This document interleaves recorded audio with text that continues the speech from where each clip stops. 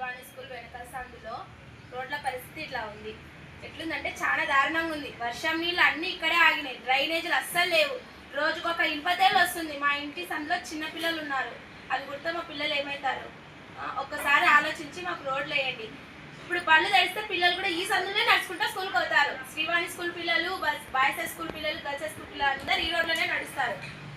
పండ్లు చిన్నపిల్లలు అందరూ నడిచే రోడ్డు ఇలా ఉంటే ఎలా? ఇప్పుడు పడేది అన్ని వర్షాలే. మా సందులో నీళ్ళు ఎట్టుకోవడానికి ఆస్కారం లేదు. ఇక్కడే ఆగి ఉంటాయి. ఈ దోమలతో మేము ఇట్లనే ఉండాలా? ఎన్నిసార్లు కంప్లైంట్ ఇచ్చినా అసలు ఈ సందు ఇట్లనే ఉంది. రోడ్లు వేస్తలేరు, కాలువలు తీస్తలేరు, డ్రైనేజీలే వస్తలేవు.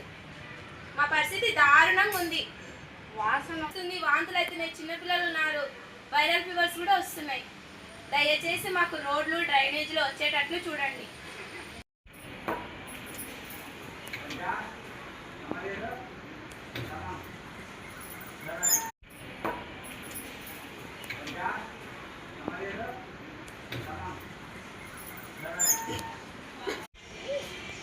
నంద్యాల జిల్లా నందికొట్కూరు మున్సిపాలిటీ ప్రధానమైనటువంటి ఒక సెంటర్ పాయింట్. ఇక్కడ ఒక పక్క కాలేజీ రోడ్డు, ఇంకొక పక్క శ్రీవాన్సల్ బ్యాక్ సైడు, ఈ రెండు కూడా ఉండేటువంటి ప్రధాన రహదారిలో స్కూల్ పిల్లలు కూడా ఈ మెయిన్ రూట్లోనే తిరిగేటువంటి పరిస్థితి.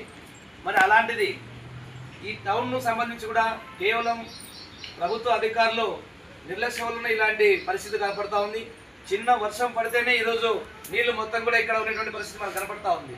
మరి ఇలాంటి పరిస్థితుల్లో ప్రభుత్వం వేల కోట్ల రూపాయలు ఈరోజు ప్రజాధనం దుర్వినియోగం చేస్తూ ఉంది. ఇంటి పనులు కడతా ఉన్నారు. మరి అలాంటి పనుల రూపంలో కూడా కనీసం కాలనీ డెవలప్మెంట్ చేయడంలో కూడా అధికారులు కానీ ప్రభుత్వ ప్రజాప్రతినిధులు కానీ నిర్లక్ష్యం చేస్తూ ఉన్నారు. ప్రధానంగా ఈ రోజునటువంటి ఈ మురికి నీళ్ళు ఇక్కడ ఆగడం వలన ఒక 2 నిమిషాలు నిలబడితేనే వాంతికి వచ్చే పరిస్థితి కనపడతా ఉంది. దోమలు, చిన్న చిన్న తేళ్లు, చిన్న చిన్న పాములు ఇలాంటివి ఇందులో జరగని పిల్లలకు కలిసేటువంటి ప్రమాదం ఉంది. విషపు బారిన పడి ప్రమాదం జరగకముందే మున్సిపల్ కమిషనర్ గారు తక్షణమే ఈ వార్డును పర్యటించాలి. ఎందుకొరకంటే ఈరోజు కేవలం ఇంకా వర్షం స్టార్ట్ కాలేదు. మరి ఇంకా వర్షాకాలం మొదలు కాకముందే ఇలాంటి పరిస్థితి ఉంది. అందుకొరకే కమిషనర్ గారు టౌన్ అంతా కూడా అన్ని వార్డులు పర్యటిస్తూ ఉన్నారు. మంచిదే. అయితే ఈ కాలనీ కూడా పరిశీలించాలి. తక్షణమే సీసీ రోడ్ ఏర్పాటు చేయాలి, డ్రైన్ రోడ్ ఏర్పాటు చేయాలని చెప్పేసి మేము సిపిఎం లిబరేషన్ పార్టీగా డిమాండ్ చేస్తా ఉన్నాం. చిన్న రోడ్డు వేయడానికి ఈరోజు ప్రభుత్వం నిధులు లేవంటే సిగ్గుచేటువంటి పరిస్థితి కనపడతా ఉంది. ప్రభుత్వం ఏమో వేల కోట్ల రూపాయలు ఉప ముఖ్యమంత్రి గారు చెప్తా ఉన్నారు. పవన్ కళ్యాణ్ గారు ఎక్కడ రోడ్డు కావాలో అక్కడ వేస్తా అని చెప్తా ఉన్నారు.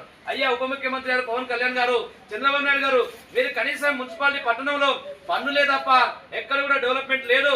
తక్షణమే ఈ సీసీ రోడ్డును వేయాలని చెప్పేసి కాలేజీ రోడ్డు సందులో కానీ ఈ రకమైనటువంటిది మరి శ్రీవాన్ స్కూల్ బ్యాక్ సైడ్ లో ఇలాంటి సందులో అనేక సందులు ఉన్నాయి. తక్షణమే ఈ సందును పరిశీలించి సీసీ రోడ్డు వేసి డ్రైనేజీ నిర్మించాలని చెప్పేసి సిపిఎం లిబరేషన్ పార్టీగా డిమాండ్ చేస్తా ఉన్నాం.